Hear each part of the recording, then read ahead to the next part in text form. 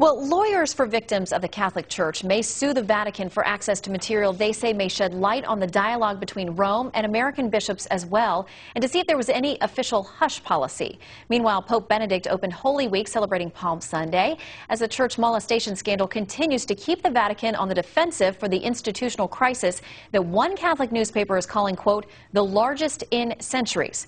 All right, now we're going to have a fair and balanced debate. Yesterday, I asked Christopher Hitchens, author of God is Not Great, since this has been going on for a long time, how has the church been able to handle the scandals this way?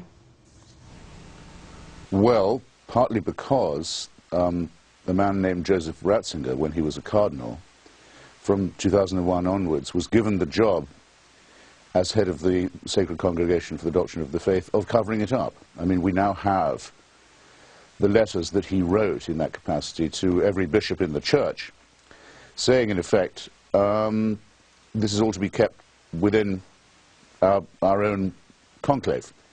You're not to involve the secular authorities, and making it very evident that the main priority was not justice for the victims, but protection of the criminals. The only thing they were worried about was the damage done to the church, not to the children. It also turns out that he was individually responsible at least twice, once in his own diocese of Munich in Germany, where a priest called Father Hulleman was on his watch. He was copied on the memo.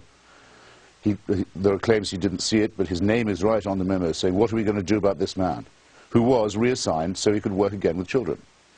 And now the even more terrible case, I think, maybe the most horrible yet, the poor deaf children of Wisconsin, in the school where Father Murphy was operating, were pleading with the Vatican, pleading with Ratzinger's office to say, what are we going to do about this? And nothing. They were told, basically, don't do a thing.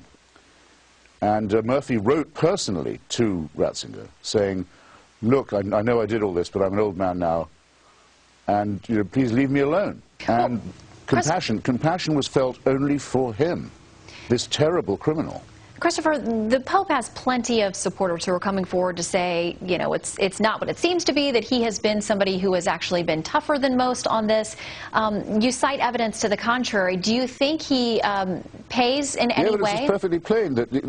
They can't say that now. All the documents show that he's individually and institutionally responsible. As a result, here's the big question. Last week he made a statement in the form of a pastoral letter to the people of Ireland. The response, which you've read, it's in every report of the matter, says people are bewildered. Why doesn't he call for anyone to be disciplined?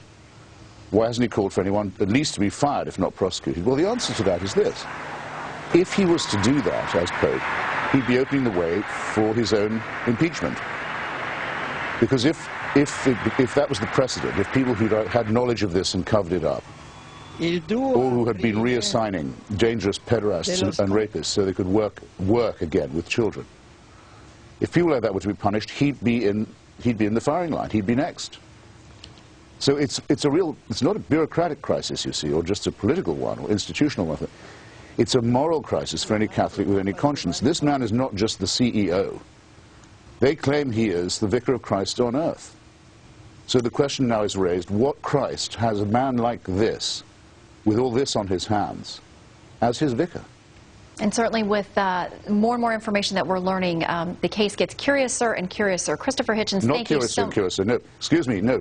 Clearer and clearer that the head of the church is directly responsible for the rape and torture of children. All right, Christopher Hitchens, thank you very much for your time today. Thanks for having me. All right, we're going to have a fair and balanced debate on that very, very controversial issue. William Donahue is the president of the Catholic League, is going to join us shortly. Give him a chance to respond and share his side of this debate. That's coming up.